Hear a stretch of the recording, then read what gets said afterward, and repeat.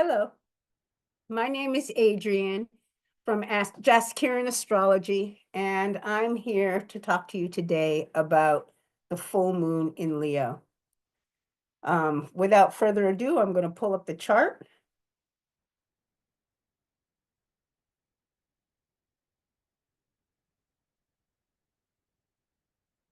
All right. And there we are. You can see that most of the planets are over on the left side of the chart. And the first thing I'm going to talk about is Pluto. Pluto, and let me get a little pen up here. Pluto's over here at 2 degrees Aquarius. So Pluto in evolutionary astrology is the soul. It is the soul. It is the soul's desire. It is the soul of the individual, and it is the soul of the collective, of humanity. And in the sign of Aquarius, Aquarius is about innovation, transformation. It's about breaking free out of old patterns that are no longer serving us. We get stuck in our patterns. We need to break out of those patterns. Aquarius is that energy. It's related to electricity. You can look at the symbol and see that it looks like electrical currents. And this is the energy that we're all in right now. We're all in this giant shift of breaking out of what we've been in before. And so in evolutionary astrology, we look to the polarity point to determine the direction of evolution. And in this case, the direction of evolution is right here at 2 degrees Aquarius. I'm sorry, Leo. So Leo is the energy of self-actualization. It's the ruler is the sun. The sun is how we self-actualize, how we show ourselves in the world, how we validate ourselves, and how we find our authentic true self. And so for the next 20 years, Pluto will be moving through the sign of Aquarius, helping us to break free out of these old molds and to really come into these true selves, the true purpose that we've all come in to express in this world. So this is the basis. This is the underlying current, and this will be the underlying current for quite some time. So I just wanted to start off and talk there. Now let's move into the energy that we're talking about today, which is this full moon. Full moons are oppositions. The sun is exactly opposite the moon at 24 degrees and 6 minutes. Sun at 24 degrees and 6 minutes. So the sun is conjunct Mercury. And when you have a conjunction like this, what will happen is both of those energies are making their selves known at the same time. So it's very hard to distinguish between the two. The sun is going to be the loudest anyway, because it is the center of the universe.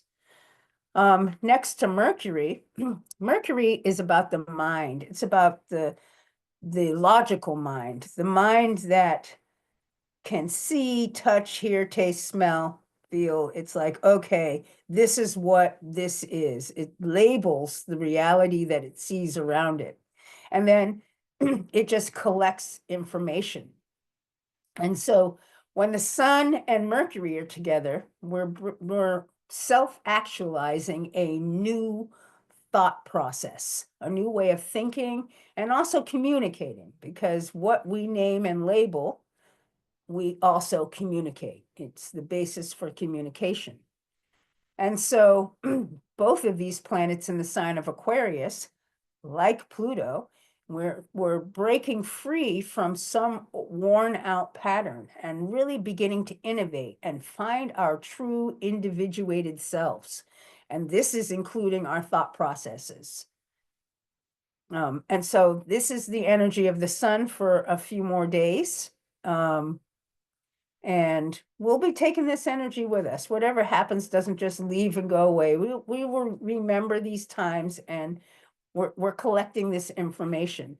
And so our thought processes are in the process of changing. The sun and Mercury came together, I believe, on the 8th, and made an exact conjunction. And that was the beginning of this new cycle. Now, 2 degrees later, we're just beginning to see the glimmerings of this new thought process that we're carrying with us. Opposing the sun is the moon.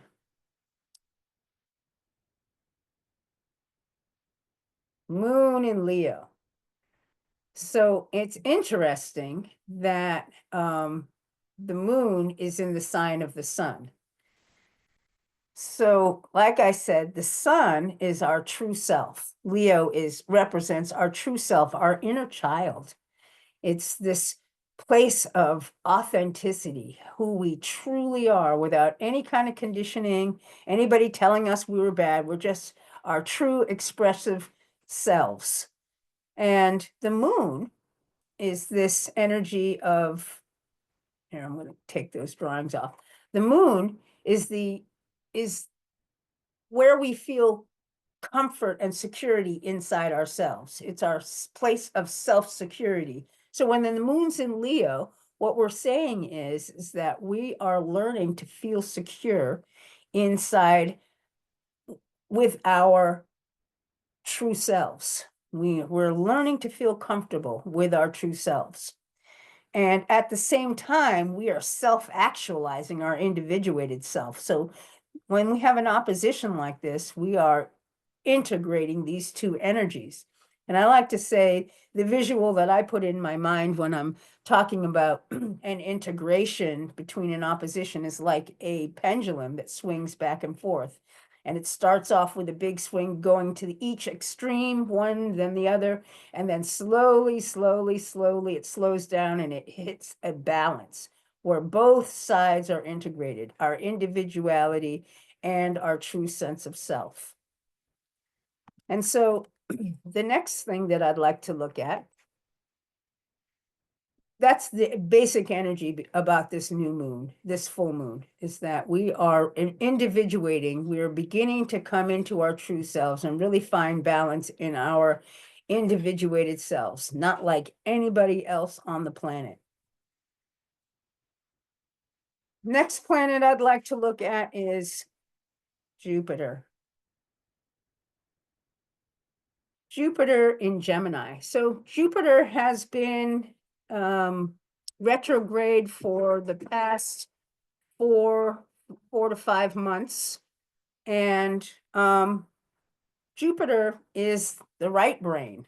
It's the part of our brain that is intuitive, not logical like the left brain. Together, the two brains are the whole side. But this is like the artistic, flowy brain.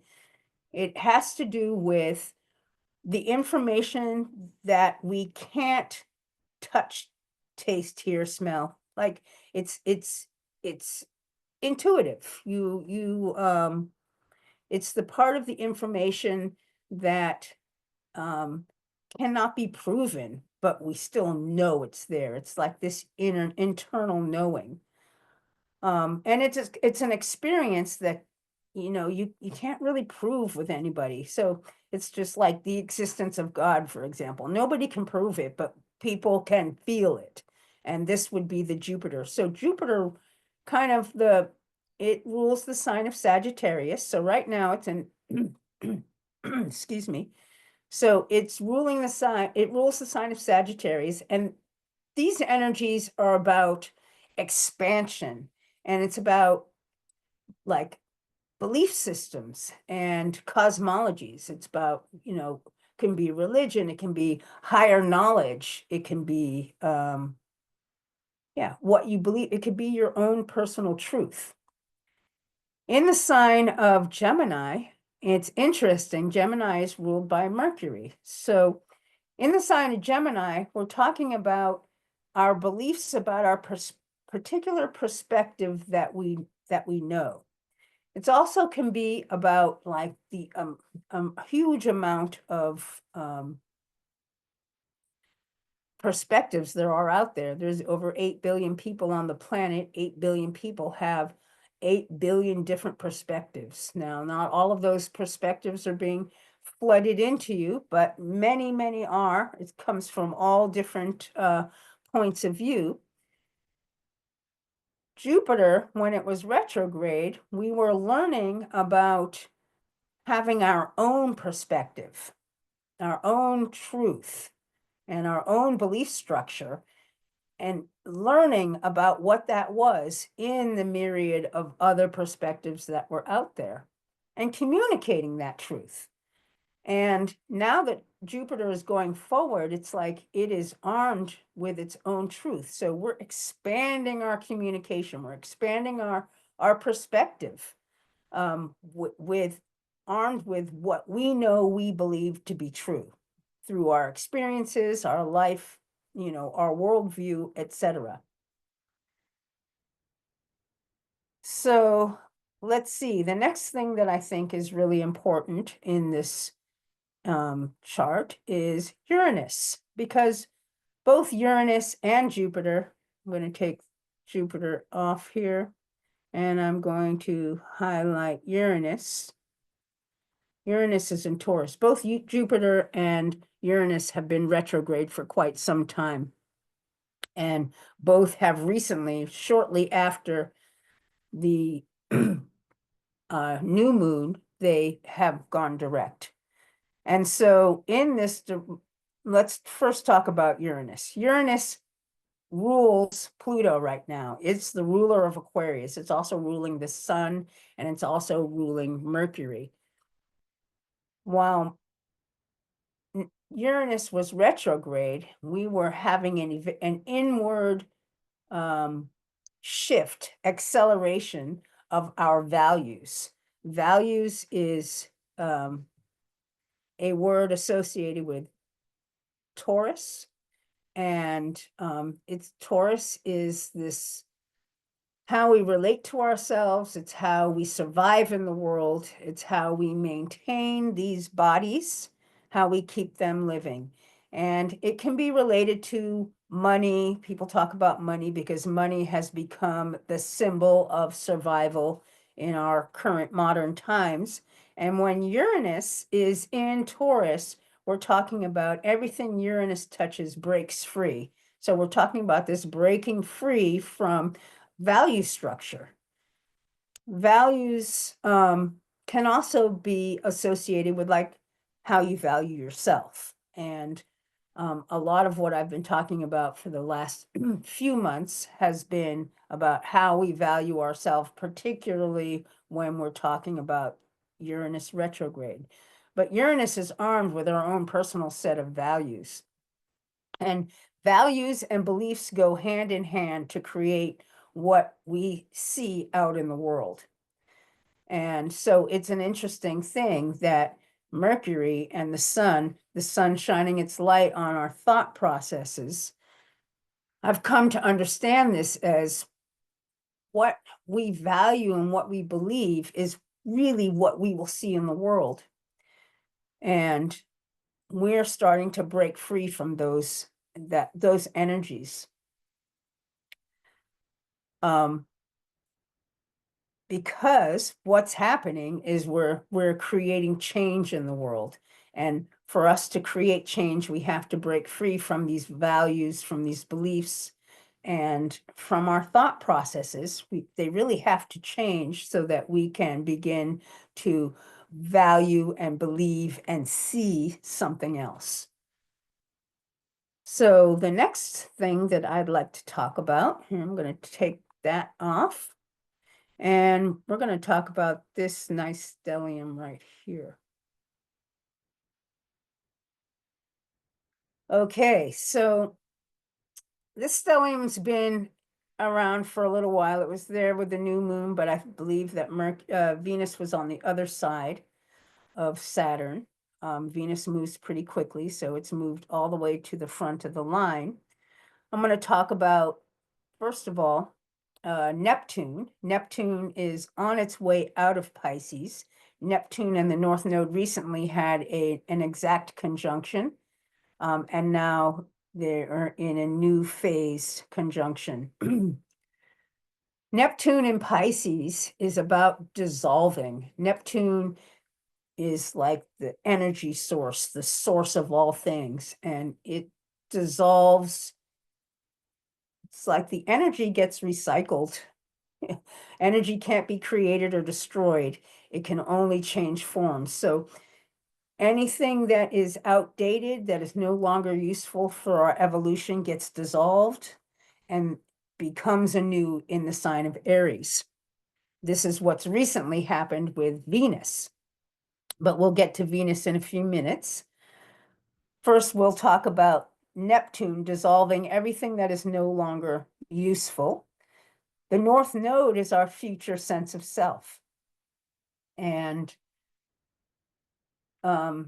it's come through this Neptune, it's almost like a cloud, the Neptune cloud, to come out renewed. The other thing I want to say about Neptune is it's related to spirituality. It's related to the source. And the energy, the emotional energies that are associated with Pisces are about like compassion and forgiveness and acceptance. These are words that would be associated with the Neptune and Pisces.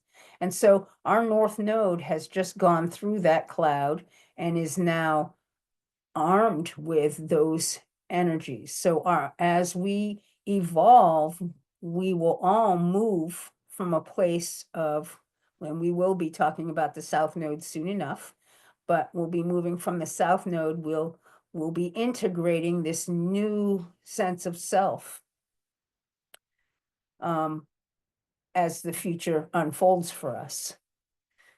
Finally, in this stellium, we'll talk about Saturn. Saturn is this energy of crystallization and structure. It's also about self-mastery, and it's about how we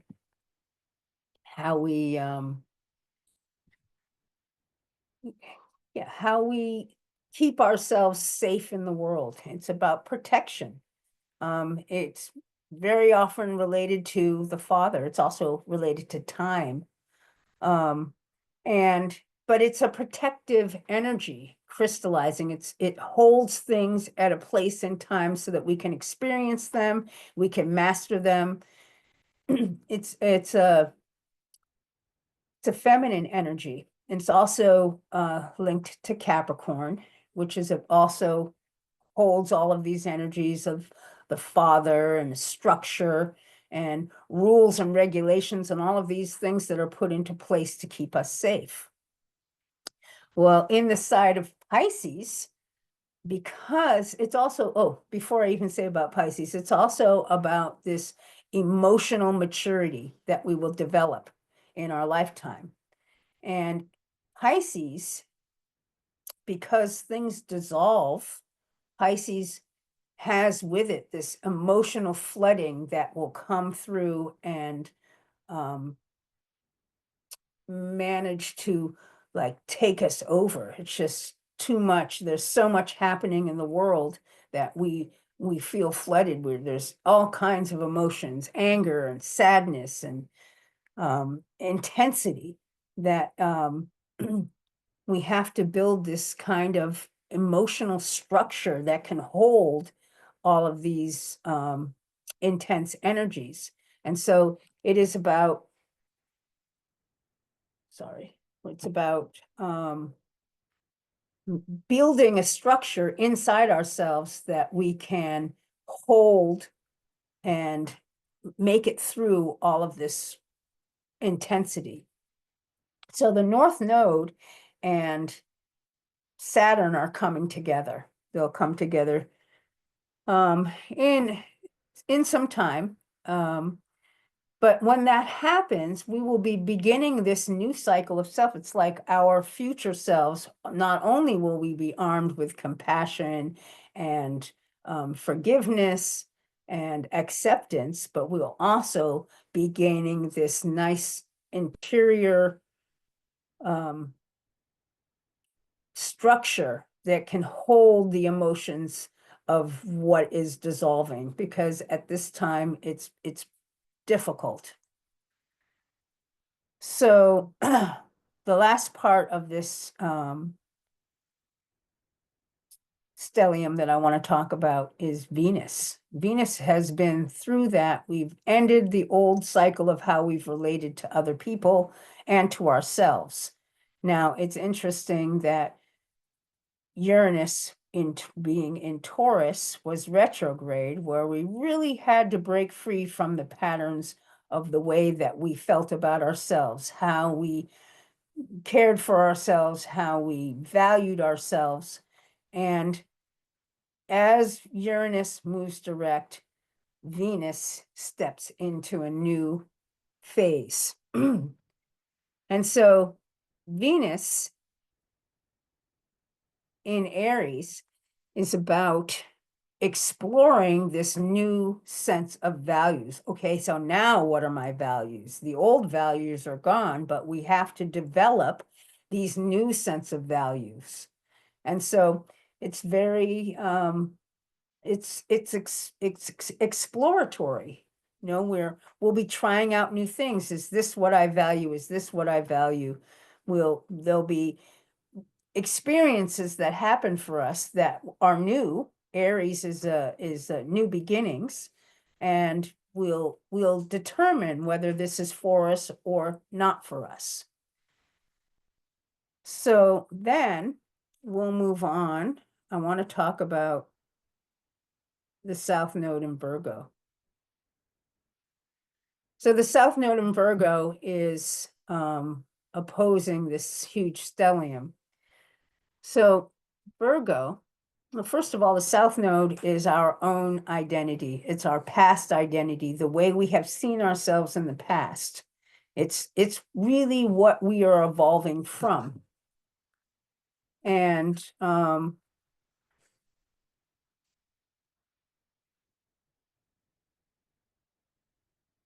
in the sign of Virgo, so here's the thing about Virgo.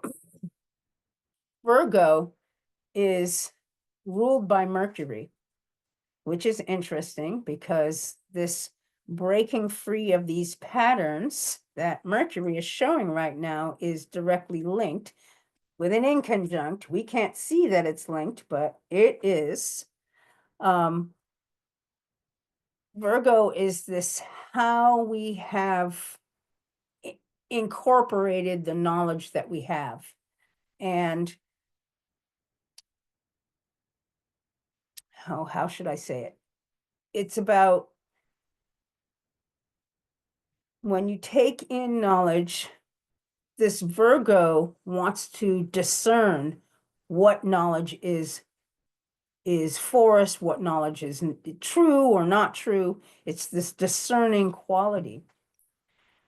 Virgo, with this discerning quality, what tends to happen is that we put things into a hierarchy. And when we put things into a hierarchy, we immediately separate things out as this is the best one, this is the next best way, and this is the worst way to do it. And this energy is associated with perfection. And we have, as a society and as beings, have been trying to be perfect. But we all know that there's really no such thing as being perfect, yet we all strive to be these perfect souls. And if we don't make the mark, we feel negatively about ourselves. And so very often, or it could be the other way around. We could feel very superior. There are people walking around thinking that they're better than other people. But this is the past way of being. It's associated with guilt and shame and all of these energies that have kept us suppressed. And so because it's in the South Node phase, we're getting ready to, we're moving through this energy. It's in the past, South Node. So we're going to be integrating this energy of forgiveness, this energy of acceptance, this energy of compassion. Self-compassion and compassion for others will be very important during these times. So let's see. The next thing that I would like to talk about is, yeah, well, let's go into Mars is still retrograde. So Mars is really an interesting planet here. Mars has been retrograde for some time, I think since December. And what Mars is doing in Cancer, Cancer is a water sign. Mars is a fire sign. Mars wants to send its energy outward, but when it's retrograde, it's turned inward. It's turned inward, and so that it can adjust the way that we act. We're adjusting the way that we're acting. And it's really acting in a way that keeps an even keel. And so